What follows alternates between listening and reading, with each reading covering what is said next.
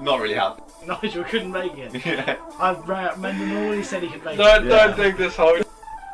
Phil, credit to the guy, always manages to do well what he has, but he is a shocking person right now. You guys got a trophy? No. It was pre-vid. Nah, my life from Rashad Mendenhall. Right, you go, cancel. I'm a tag, Jack! I'm a fucking tag!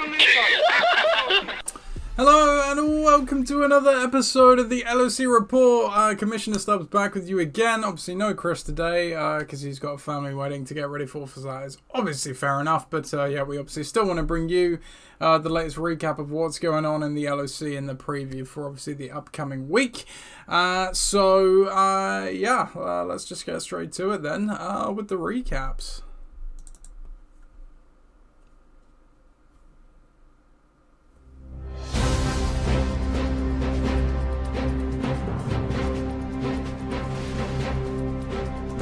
Okay, so we'll start off with the marquee matchup as chosen by Chris last week, which featured my team, Gridiron Gang, against Tom's Tyrants. Obviously, I was entering this one at 1 and 2. Tom was entering this one at 2 and 1. And Chris did a very good job of picking it as the marquee matchup for the week, because it was definitely the best game on the slate. Featured both of the highest scoring teams, which of course means one team has to lose, who would have beaten everybody else in the league. And guess who that was? Yep.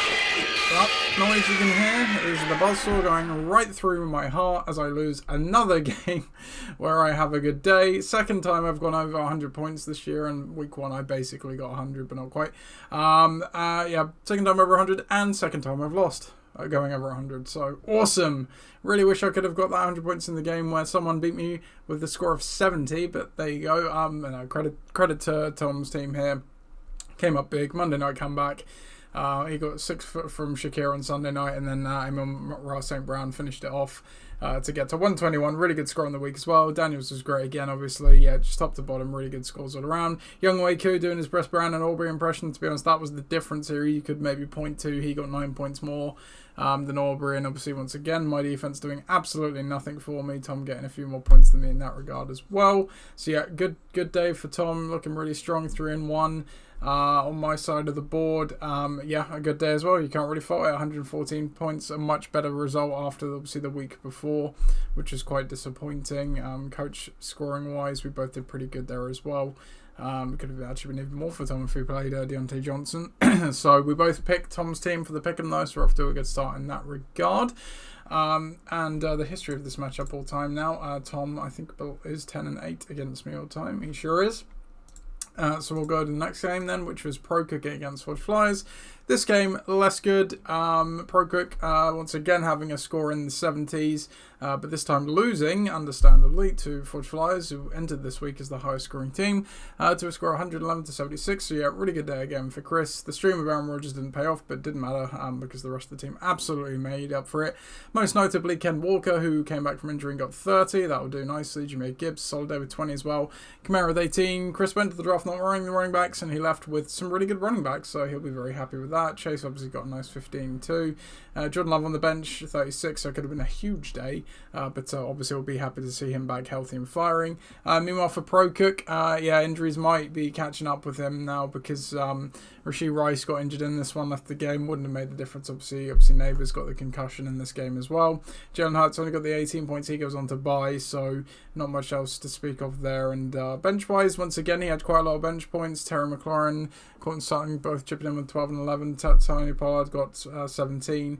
Caleb Williams 13. The quarterback, obviously that wouldn't have made the difference. So it could have been a better day, but yeah, you might actually be forced into playing some players who score now on your team. I know you were trying to rest them, Ollie, but you don't have the choice, I don't think, anymore.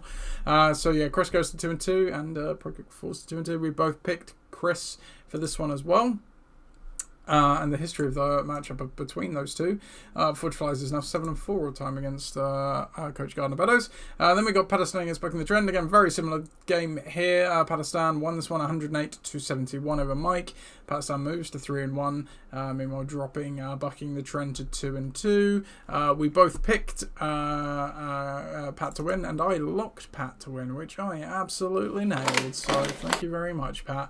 And you had a very nice week to boot. Loved the stream of Sam Darnold. He paid off big time with 27. CD with 17. His best game of the year, I think, so far. Brian Thomas, nice stream there. He got 16. James Conner, 17.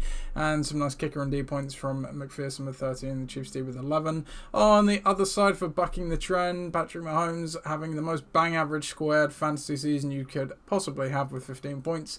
Which he profiles to continue to do so, obviously with losing Rice. Diggs had a nice day with 14 and the Jets did with 13, but obviously not really much else going on there. It's not quite firing for his two high picks in Jacobs and Robinson at the moment. Jackson Smith and Jigba had a quiet day, and obviously Murray Cooper has a quarterback problem, so he did however have some nice points on the bench. DeAndre Swift, which we cannot fault for Mike for not playing with 23.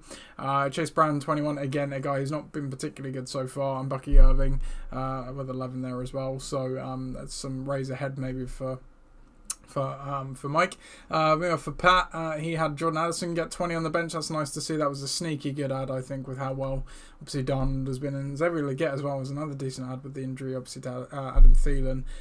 He might have some value there with Andy Dalton slinging him the rock too. So Pat is having a good year so far, I think it's fair to say.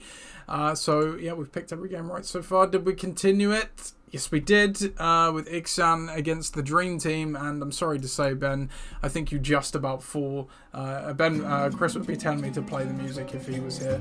You just about fall within the scope of this, I think. You beat Ben Viv 79-57, which, congrats actually, Ben. That's your first win. I don't have the applause sound effect on this pod, but well done, you get your first win. You're up to 1-3. Meanwhile, dropping Viv to 2-2. Yeah, a bit of a rough day for Viv, especially when Lamar Jackson got basically half of those points, 28 points alone. Nobody else had a 10 couple. It's got a big fat 0, 1 point in it's a bad day at the office. But for Ben, Dak Prescott got 21, solid. Got Barkley got 11, Carson Steele negative 1.4. So if you'd have benched him and played no one else, Ben, you would have avoided the scumbag music. Because you would have got over 80, but alas. And the Niners D with 28, really the talking point, the benefit there. Bench wise, Baker Mayfield scored 33 on Ben's bench, not much to speak for Viv, so less said about that the better. We both picked Ben, and Chris locked Ben, so we both nailed our locks this week as well. And we're on 4-0 with the picks. Next game, the history of that matchup, sorry. Ben is now 8-5 all time against Ross's team. And I don't think I did Pat against Bucking the Trend either, so let's just make sure I do that. Pat is now why can I not see you? 5-2 against Mike all time. So we're going to Great Scott against Oakland Bears. We coined this the Newbie Bowl. That one was obviously the Corona Bowl rematch, 13 rematch, which is more interesting, and the Bucks Bowl between Pat Stone and Bucking the Trend. But the Newbie Bowl between Great Scott and Oakland Bears, again, some very similar games. This is like the third game where a team scored 100 and another team scored in the 70s. What happened last week? 100-76 in favour of Great Scott. They go to 3-1, dropping Oakland Bears to 1-3. Again, Great Scott chugs on and had some injuries to deal with. The Kyler Murray's not been firing. He only got 12 here, but didn't matter. Still got to 100. Mike Evans got 15. Jaden Reed got 20. Jameson Williams, nice stream, got 14. Jake Moody with 13 and the Titans D with 16. All very, very nice. Xavier Worthy even on the bench for the 13 there as well. Oakland Bears, their early season struggles continue. It's just not firing for them at the moment. Brock Purdy only got 17, but it was a good move over Richardson, who only got 5 on the bench. Marvin Harrison got 10. Jonathan Taylor got 17. Obviously got injured in this game, which is a worry. Not much else going on there. Some odd streams again. Rashid Shaheed didn't he had an okay day with 8 points. Olave got 9. Michael Wilson was a bit of a desperate stream though. He only got 2, but again, not much to speak of on the bench. Yeah. So and we also both picked Great Scott. So we're on 5-0, me and Chris, for this week. Do we make it to 6 with Ben and Cestes facing off against Ross's team? And there's obviously no history in that previous game, by the way, because it's the first time we played each other. We both picked Ross's team to win this one, and oh no, we ruined it.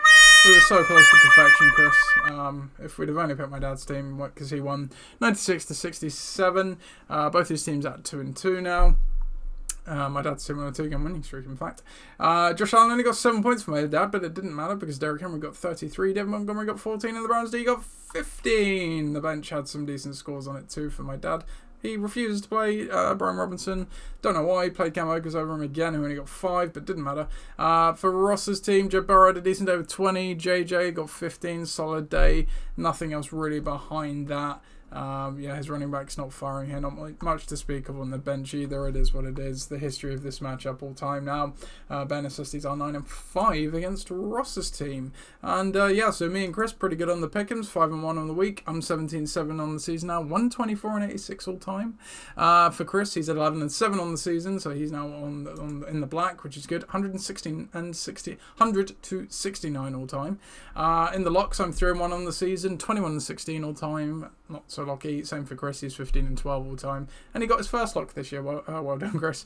1-2 now on the season. Let's take a look at the around the league, see what rando stats this thing has thrown out this week. So Ross's team was projected to win by the widest margin of 11 points this week, and they lost, but they lost by a bigger margin than they were projected to win by, which was 29. There you go. Forge Flyers has beaten their weekly score projection in each game this season. Nicely done, Chris. Ixan continues defying the pundits and beating their projected to score 3 weeks in a row. Teams have won 62.5% of the time when they throw no interceptions in a week. Forge Flyers stashed Jordan Love on their bench. The 36.16 points would have been the highest individual amount in the league in this week, but he didn't need it anyway. Teams that were projected to have a top 5 scoring QB were only 1-4 overall. Wow, that's quite surprising. First round draft picks averaged 11.42 points this week. Second round players only averaged 7.2. Wow. And third rounders averaged 11.21 and 121.1 points scored by Thomas Torrance, with the most this week and third highest overall in the season. Really glad that I played you this week, Tom. Awesome. So that's that. Let's get us on now to some league news.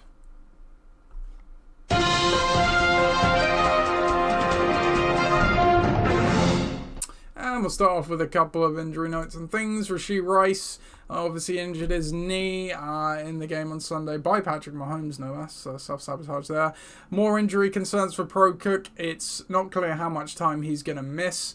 He's on IR now, so he's going to miss at least the next 4 weeks. But the suspicion is obviously it's a torn ACL. Don't know why it's quite taking them so long to figure it out or whatnot. But it doesn't matter anyway because Ollie's now dropped him. And he's obviously on IR. Devontae Adams has obviously requested a trade for the Raiders. He's also got a hamstring injury. Might be the old contract hamstring. Might get better if he puts on a different jersey. Who knows? No, I think he actually does have a hamstring injury. But he will not play, I do not think, again for the Raiders until he gets traded. So it's a bit of a concern for the Dream Team in the short term. But depending where he goes, could obviously be a good thing. Supposedly he might go to New York, reunite with Aaron Rodgers, which would surprise no one. And then Jonathan Taylor suffered a high ankle sprain for Oakland Bears. So again, it's supposedly a mild one, but yeah, I don't think that really works when you're a running back, does it, with a high ankle sprain. So bit of a concern there for Oakland Bears. So it probably makes sense that with the transactions, he added Kareem Hunt for $11, dropping Michael Wilson. I think it's a reasonably good ad. Kareem Hunt looked pretty good, got vultured at the goal line, had 3 straight carries before that, and it would have been a really nice day.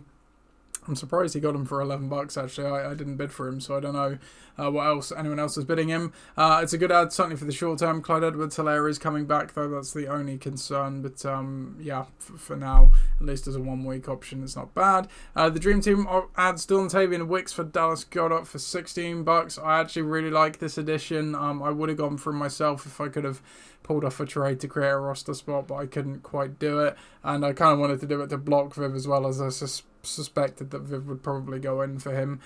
So yeah, I like this ad with Christian Watson going down. I was quite high on Wicks coming into the season. It was just obviously he was buried on the depth chart. They obviously have a number of good receivers, but with Watson going down, that paves the way for him to have quite a bit of relevance, I think, while Watson's gone, and he too has a high ankle sprain. So yeah, he could be out there for a few weeks. Pat to Stan added Justin Fields for $2, like that ad, but I was just more calling this out because he's dropped Mark Andrews. Again, some draft capital making its way onto the waiver wire, understandably, because he's been terrible. And then the last thing to call out, Jeff. I don't believe Jeff was the beneficiary of any waiver money this week, but he was splashing the cash because he added the Broncos D for $8, Tank Bisbee for $18, and Jordan Whittington for $12. So yeah, Jeff really using that waiver money here, but fair enough. So that's it for that section. Standing stats and milestones. Chris moves into third all time in terms of all time wins, so congratulations to you, Chris. And we currently have a tie for the regular season wins at 113 between my dad and Ben, so that's going to be an interesting race to monitor there as well. That's it for that. On the trade block, only players from my team at the moment. So should you like to acquire one or multiple of Rico Dowdle, Christian Kirk, Tyreek Hill, Raheem Mostert, George Pickens, DJ Moore, Jordan Mason, or J.K. Dobbins? Talk to me. I'm open for a trade. Half my team's in the trade block, but that's, you guys know I love a trade, so that's how I roll. So if you want any of those guys or multiples of those guys, come and talk to me. Check out the power rankings if they land. I usually say when, but we've not seen them since before the season. Come on, Tom. What are you doing? Writing. And we'll go straight on to the debate corner to give Tom a little bit of time to write the power rankings. Order.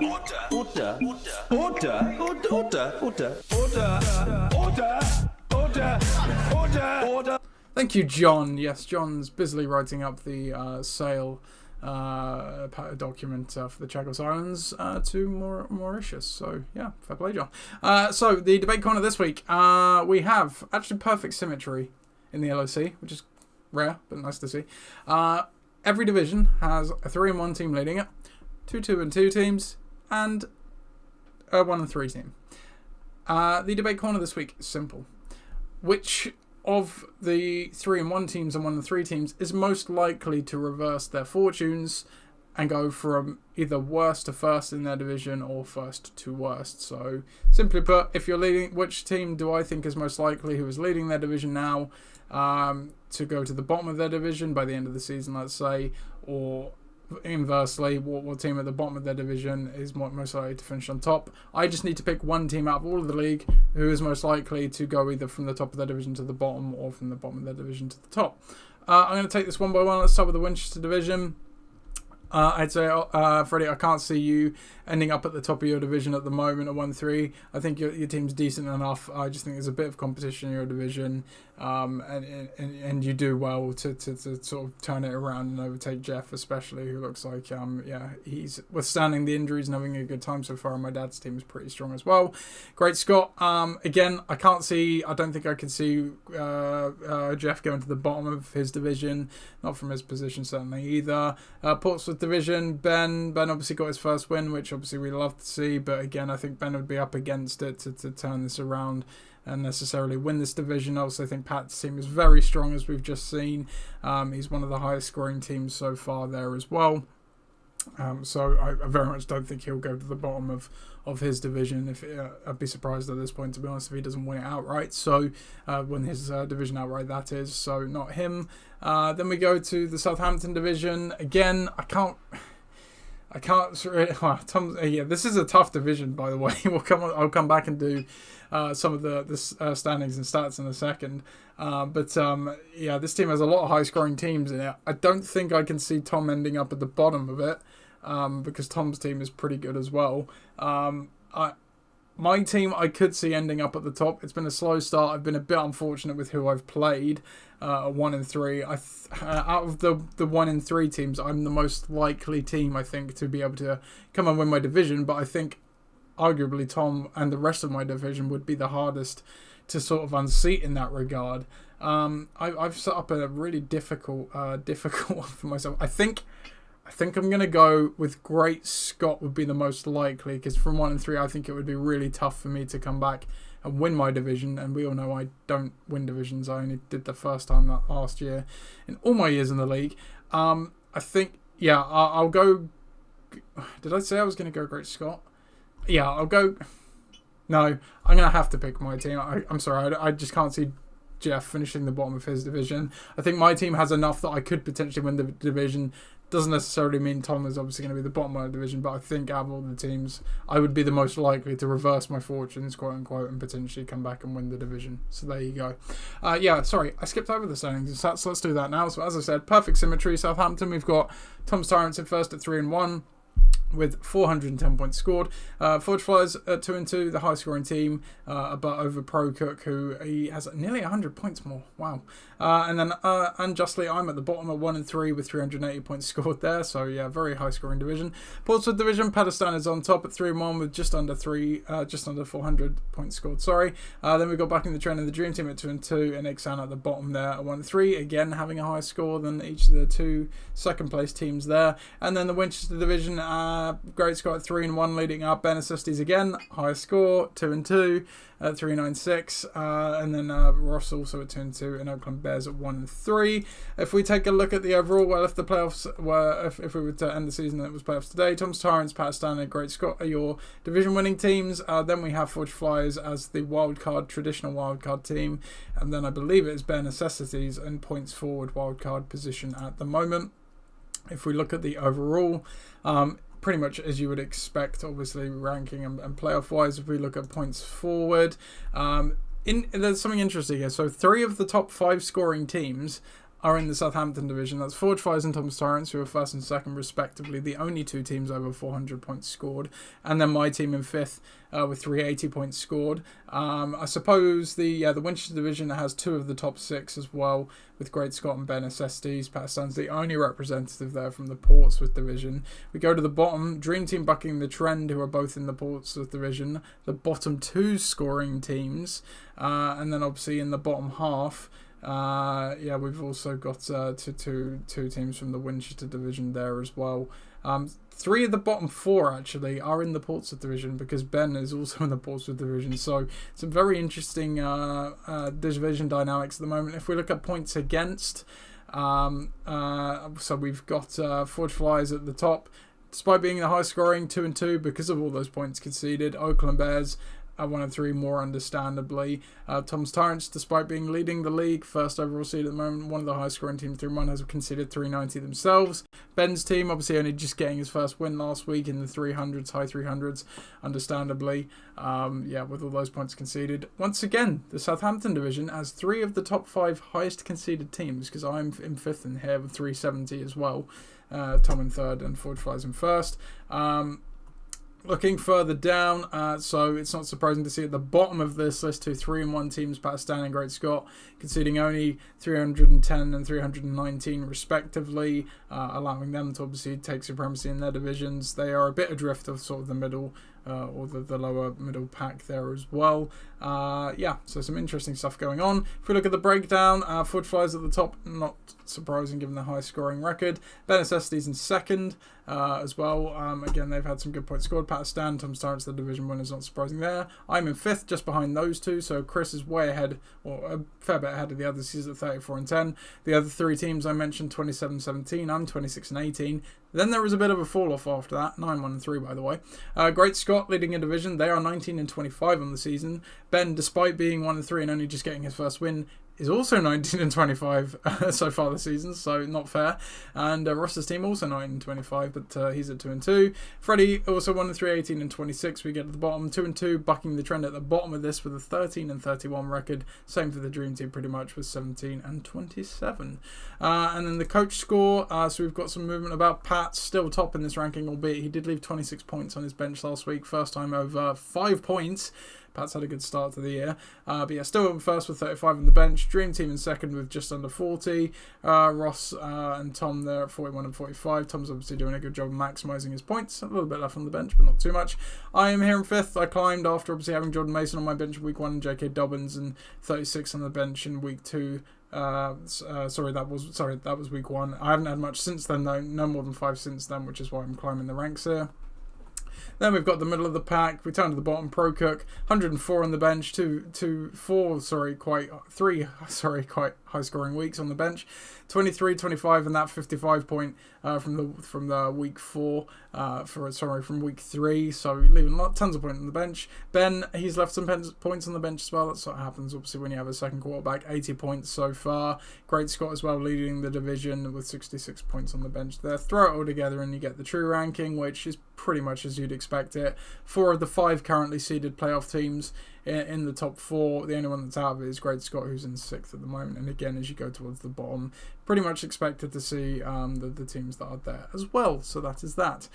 We will now get on to the previews. So for the week 5 slate, we have Gridiron Gang against the Dream Team, Pakistan against Tom's Tyrants. That's a battle of 2 division winners. Obviously, we're going outside of the division, outside of the divisions this week.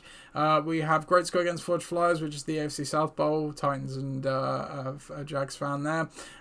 We have Philadelphia Poker Pies against Pro Cook. That is the team name bowl, obviously. Oakland Bears against Bucking the Trend. And Bare Necessities against Ixan. For the marquee matchup this week, it has to be. There's no other choice, obviously. It's got to be Pakistan against Tom's Tyrants. 2 3-1 teams facing off. Two teams that have looked very good. Two of the among the highest scoring teams in the league so far. Tom finds himself in a marquee matchup again. So let's get it. Marquee matchup for week 5.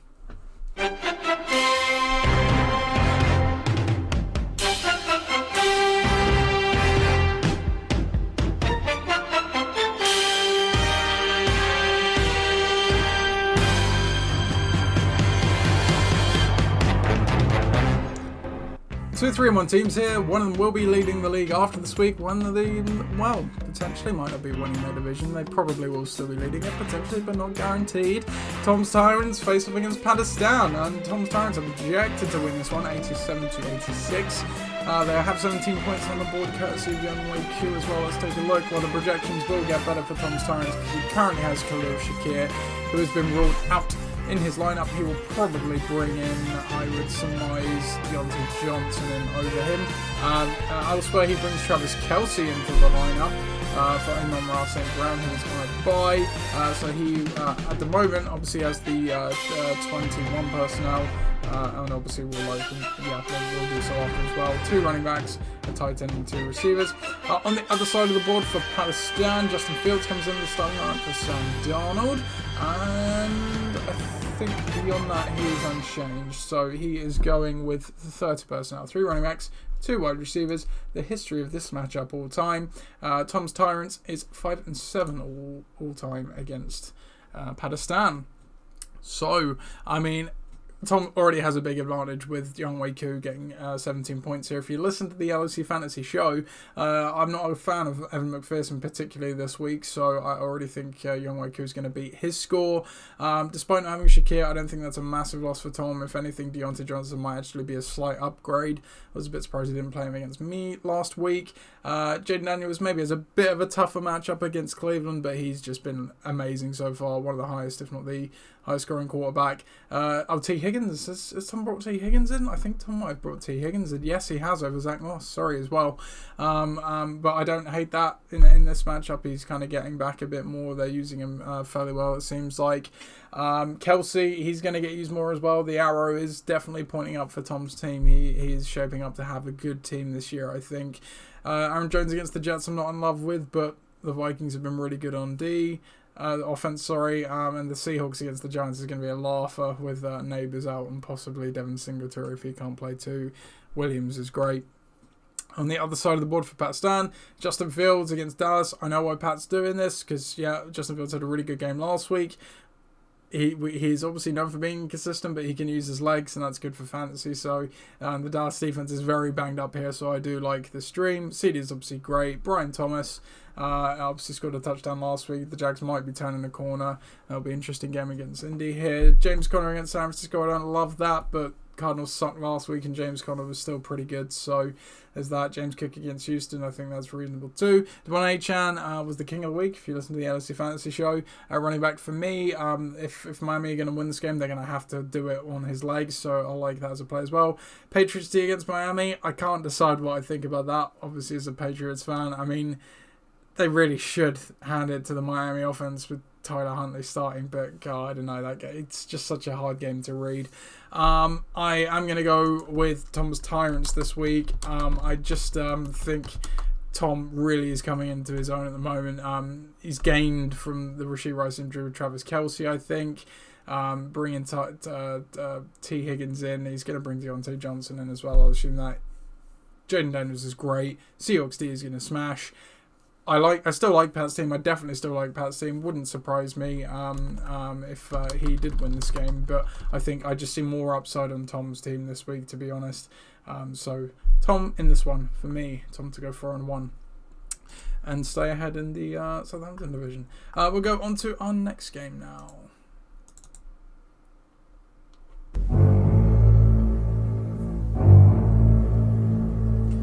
Whoa, another hot matchup here. Great Scott at 3-1, leading the Winchester division, taking on the high scoring team of the league, 2-2 Forge Flyers. Projections are in favour of Great Scott in this one, 89 to 82. That's because they have 18 points on the board already, courtesy of Mike Evans on that crazy Thursday night football game last night. So let's take a look at the lineup. So let's start off with Great Scott here. So lineup wise, Xavier Worthy comes in favour of Jameson Williams. And then I believe he may be unchanged beyond that. So he is going with the 10 personnel. Spread offense this week, 1 running back, 4 wide receivers. On the other side of the board for Forge Flyers, Jordan Love comes back in over Aaron Rodgers. Now that Jordan Love is healthy. Elsewhere, what are the changes? Made Chris Jameer Gibbs obviously comes out because he's on bye. I believe he would have been brought in Zay Flowers correspondingly. I think beyond that he's unchanged. So he's going with 21 personnel this week. 2 running backs, tight end and 2 wide receivers. The history of this matchup all time. Forge Flyers is 1-0 against Great Scott. And I always forget to do the injuries, so let me just ping back to Pakistan against Tom Science and do that quickly. I'd already said Shakira's out. Beyond that, I think there's a clean bill of health, so that's fine. So yeah, back to this one then. Let's start off with Great Scott. So yeah, the 18 points from Evans is obviously nice there. Kyler Murray, he has not been good. I'm a little bit worried about Kyler Murray because the defense sucks, but they held up their side of the bargain for the Cardinals. But the offense was meant to be good, trying to play catch-up correspondingly. But outside of that Rams game where they absolutely spanked them, that has not been the case. So yeah, I'm not too sure what we're going to get from Murray this week.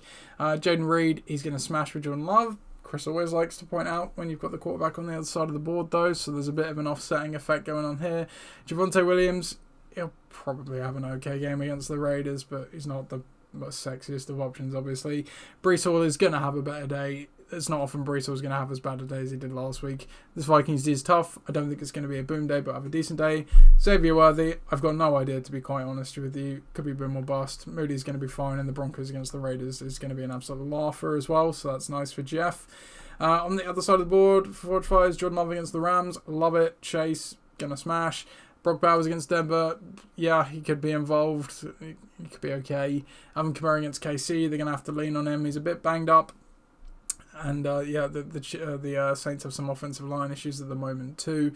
Don't love that, but he's going to be involved at least, even if they are going into Arrowhead against a pretty good D. Ken Walker against the Giants, it's going to be hilarious. Don't particularly love Zay Flowers against the Bengals. They suck in run defense particularly. Their defense just sucks in general. But I see why Chris is doing that because, yeah, Myers for the Raiders or Lazard against Minnesota, I don't particularly love either of those options. Go get Trey Sermon, Chris. And then, yeah, he'll have a good day. Chris Boswell against Dallas, like that. Not sure why Chris is sticking with the Cowboys defense here. They've not been good so far this year. I don't think Mike Zimmer is a good coordinator or a defensive coach at this point or in this modern NFL. The Cowboys defense is banged up to high hell as well. I was going to pick Chris's team. I was even going to lock Chris's team. But, look, Love, Chase and Walker, I really like. Outside of that, I'm a bit skeptical, to be honest. But there are also things I don't like about Great Scott's team as well, though. But he's already got the 18 points on the board. I'm gonna pick Great Scott here. I think. I think the supporting cast could just let Chris down. He's got Jaden Reed to offset Jordan Love. If Murray, I don't think he will, but he could. If Murray has a good day, I think this is really Great Scott's game to lose. Yeah, I mean, they could even rest Walker a bit with Charbonnet if the Seahawks absolutely drop the Giants, which they should. Obviously, Walker could be involved in that, but no, yeah, I think I'm going to go Great Scott. I can't believe I came into this being like, yep. I'm going to lock Chris. I'm going to do it. And then I looked through it and like, yeah, I don't really love everything there. So let's go with it. For Great Scott injury-wise, Cooper Kupp is ruled out. Tank Bisbee, I'm not sure what his injury is, but I haven't really seen anything suggesting he won't play. Aaron Rodgers' knee is a little iffy, but he's going to play. Ken Walker, again, it's the oblique. He should play. He played last week and played good. Alvin Kamara, I assume it's still his ribs that are the issue, but he'll play. And Jordan Love is no longer on the injury report, which is nice for him. So let's go to our next game then.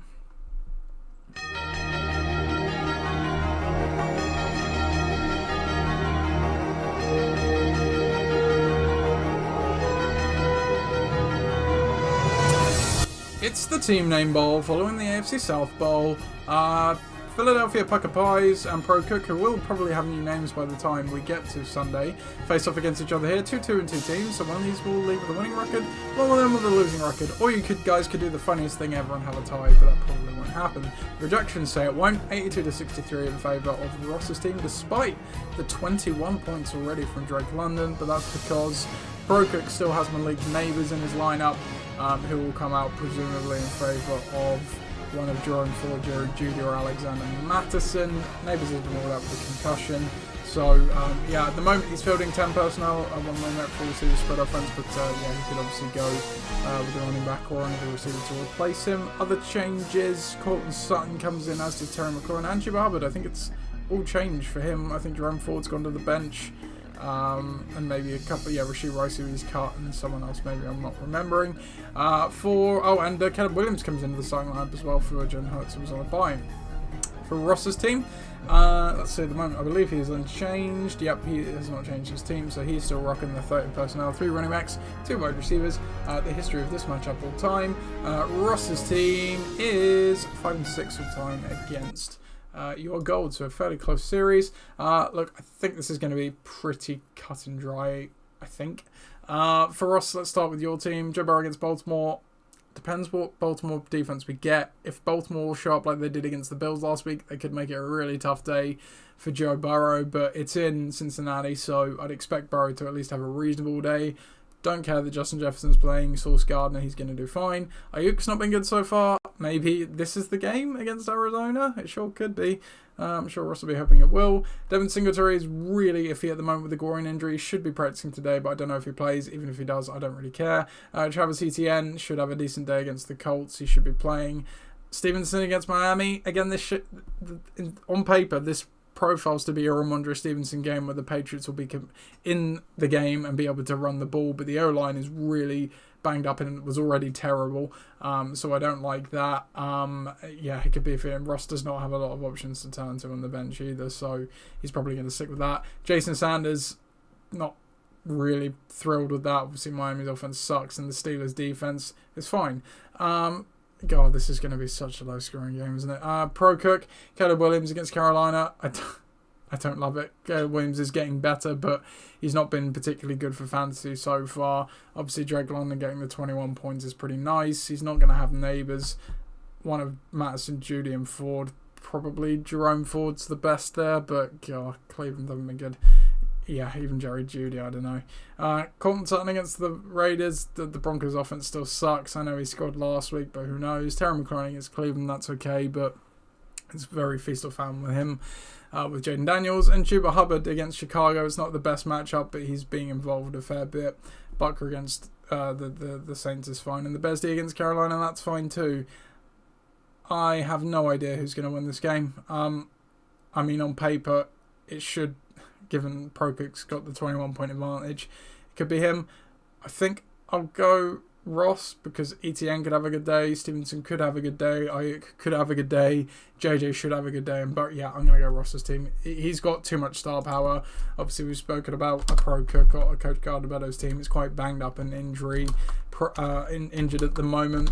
Yeah, I'm going to go with Ross's team here. Injury-wise, like I said, Singletary very iffy at the moment with the groin injury. Not sure about ETN. McBride, but he should play, I think. McBride should return from his concussion. Even Nick Chubb's trying to work his way back. It won't be this week, though. And yet, Malik Neighbours has been ruled out. So we'll go on to our next game now.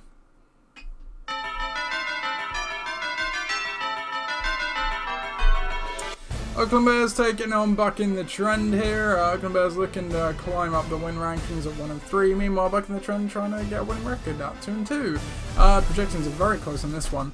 78.56 to 78.11 in favour of Oakland Bears, offsetting the 7.7 that Bijan Robinson scored for Mike on last night. Elsewhere in the lineups for bucking the trend, I believe at the moment he is unchanged, or has he? No, he might have brought Stephon Diggs in for Amari Cooper. That might be the only... No, DeAndre Swift, sorry, for Amari Cooper. So he's going with the 30 personnel, 3 running backs, 2 receivers. On the other side of the board for Oakland Bears, let's see here. Kareem Hunt comes from the waiver to the starting lineup. as does Josh Downs, which drops Jonathan Taylor, who has just been ruled out with the high ankle sprain injury. Michael Wilson, you played last week, wasn't it? Yeah, sorry, Ollie, sorry, Freddie. You played Michael Wilson last week. So you were going with 10 personnel at the moment. 1 running back, 4 wide receivers. There is no history between those two, so we don't need to talk about that. Let's start off with Mike's team. Now, he has added Geno Smith, so it wouldn't surprise me if he maybe goes with him over Patrick Mahomes. I think Patrick Mahomes will still have an okay day. Be surprised if he had a blow-up day against New Orleans. Stephon Diggs' revenge game, I love it. That could be very nice. Jackson Smith and Jigba against the Giants could be good too. Josh Jacobs should have a good day against the Rams, you would think. DeAndre Swift, I still don't know what I think about this Bears backfield. Maybe because he got going last week and they let a fire under him, he could have a good day. I'm not sure. Obviously, Bijan didn't do great with the 8 points and the absolute schoolgasm that game was. But it's not going to be the thing that lets Mike down. Tyler Bass against Houston is okay. Jet Stevens against Minnesota, I don't particularly love it. On the other side of the board for Oakland Bears, Purdy against Arizona, yep, that's awesome. Chris Olave against KC, it's okay. He'll get the Sean McDuffie treatment, but he could still have some joy. Marvin Harrison against San Francisco as well, it's okay. Game script should be on his side, so maybe he can have a better day. Kareem Hunt against New Orleans, that's okay. I'm not sure what I think of Shaheed at this point. I think teams have sort of found him out and found how to stop him. Just don't let him run deep, basically. Josh Downs is a nice play if Joe Flacco plays. If Joe Flacco does not play, which at the moment it's sort of looking like Richardson might play, then I don't love that play. Tucker's okay, and the Vikings D against the Jets, I like that too. Who is going to win this game? Yeah, I hate to say it. This could be a fairly low score one. I'm going to go with bucking the trend on the provision that I think between Geno and Mahomes should have a good quarterback day. Diggs is going to get his revenge game for sure. Jacobs should have a good day. Swift and Njigba could have good days. So there should be enough there. There's just... I just don't have complete confidence in the supporting cast for Oakland Bears. Purdy, Olave and Harrison are fine. It's all the other guys there that I'm not sure on. For me this week, it's going to be Mike's team. Injury-wise, Kareem Hunt questionable. He's just, he's always questionable at this point. He's a bit older now, obviously, isn't he? So, but he'll be fine for the game. As I said, Jonathan Taylor's been ruled out. Anthony Richardson questionable with his oblique injury. I think he'll probably play. And a clean bill of health, which is rare for Mike's team. So we'll go on to our penultimate game of the week now.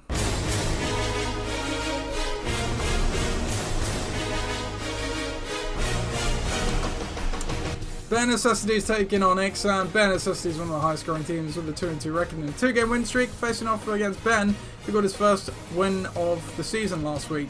Projections have that ending now, and Bare Necessities should go into 3 though, with a projected 84-72 point victory. Taking a look down the lineups, and Ixan already has 36 points on the board, courtesy of Baker Mayfield, who got 29, and Chris Godwin, who got 7. He's also got Alec Pierce and Trey Tucker in his lineup over Saquon Barkley. And, was it DeAndre Hopkins you were playing last week? Yeah, I think so, Ben. So you're going with the 10 personnel, 1 running back, 4 wide receivers. On the other side of the board, for Bare Necessities, let's see here. I think he's brought Brian Robinson in for sure over David Montgomery, who's on a bye. I think that is his only change at the moment. So he's got 30 personnel, 3 running backs, 2 wide receivers. The history of this matchup all time, Bare Necessities are 7-13. Yikes. Against Ben. Ben does own the Stubbses for some reason. And he's got off to a good start. The projection was so low for Ben, I think, because he's starting guys like Alec Pierce, Trey Tucker, and Carson Steele, which the fantasy site may not be giving good projections for. Let's start with Metcalf. Yeah, he's a good option like that. Then we go to Alec Pierce, Trey Tucker, and Carson Steele. Now, Ben is in a bit of a bye week jam. I understand that. But I don't know why. Carson Steele, I don't know how you can go back to him after what he did last week. With Kareem Hunt's emergence and Clyde Edwards-Helaire, yeah, stunning. I don't think you can stick with him, Ben. I really wouldn't pick up Trey Sermon. Why has nobody picked up Trey Sermon? Trey Tucker, again, I know he did it against the Browns and Devontae was out, and but you're playing Denver now, and God, is lightning in a strike twice? He could be good at times. I don't know. And Alex Pierce, again, he's just a dart throw. He needs to come down with a quick play, which he could against this terrible Jags team. And Anthony Richardson, I like him more if he's in there versus Flacco. But God, I don't love it. Seabird against Cleveland, like that. Niners D against Arizona, like that too. For my dad's team, Josh Allen should have a better day against Houston. He doesn't have Shakir, but it could be a bit of a shootout, that one. Michael Pittman against the Jacksonville Jaguars. I don't particularly love that. If Flacco's in, it's better. But if not, it's not great. Juwan Jennings against Arizona. I'd be stunned if my dad sticks with him, but maybe he goes back to George Kittle because obviously Debo's back fully healthy now.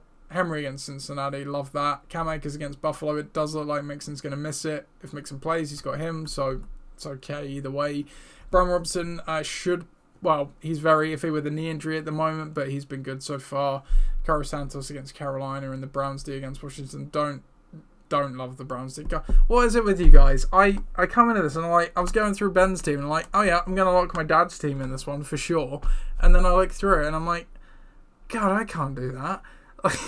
There's some of the things I love about my dad's team here, but the Browns D against Washington and Juwan Jennings and Cam Akers, you know what? Screw it. I'm just gonna lock my dad's team anyway because I cannot not lock a team who's playing Alec Pierce, Trey Tucker. Knock against the team. Sorry, who's playing Alec Pierce, Trey Tucker, and Carson Steele.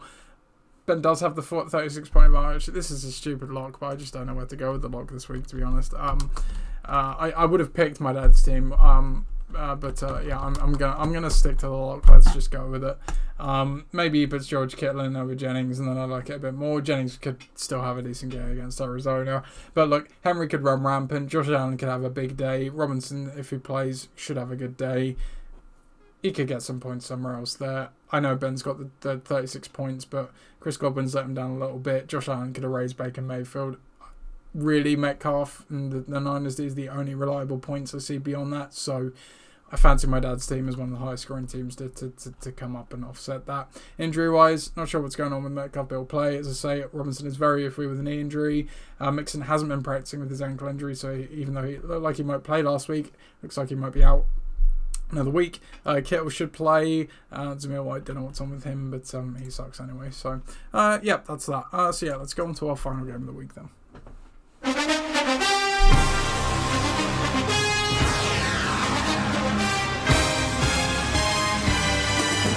Gridiron Gang, despite being the 5th highest scoring team on a 3-game losing streak with a 1-3 record, faces off against the Dream Team, who are at 2-2. Gridiron Gang are projected to get a win again finally, though.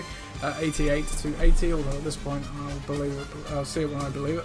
Believe it when I see it? Yeah, believe it when I see it. There we go. For Gridiron Gang, lineup-wise, Deebo Samuel comes back into the lineup in favour of Rico Dowdle. That's the only change in terms of skill positions and things, so I'm going with the 10 personnel this week. 1 running back and 4 wide receivers.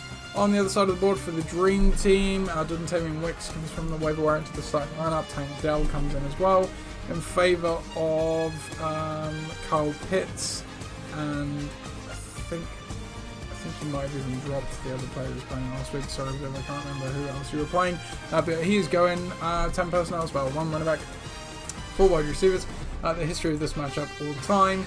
I am 7-11 against Viv's team.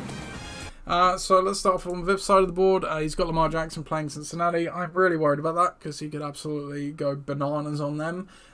They might keep it on the ground, which could perhaps limit him a bit, but their defense just sucks, so he could put up a load of points.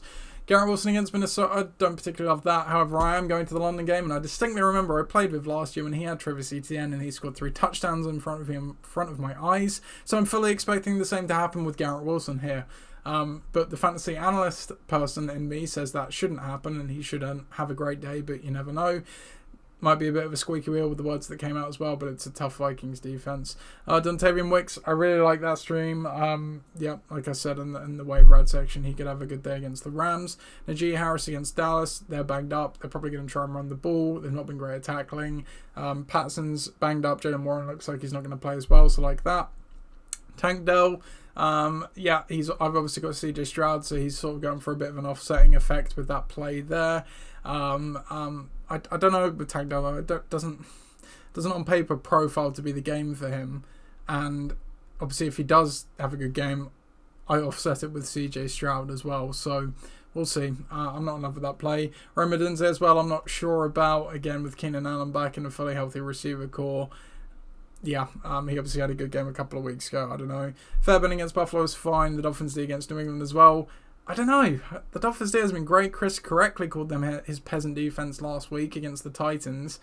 Even though the Pats O-line's banged up to high out and the offense hasn't been good, they're at home and could play good D. It could be a very low-scoring, quiet game. I'm not really sure. I don't know. The Dolphins D sucks too. So, on the other side for my team, CJ Stroud against Buffalo. I have a sneaky feeling that this Buffalo defense might be a little bit overrated because of the opposition that they've played.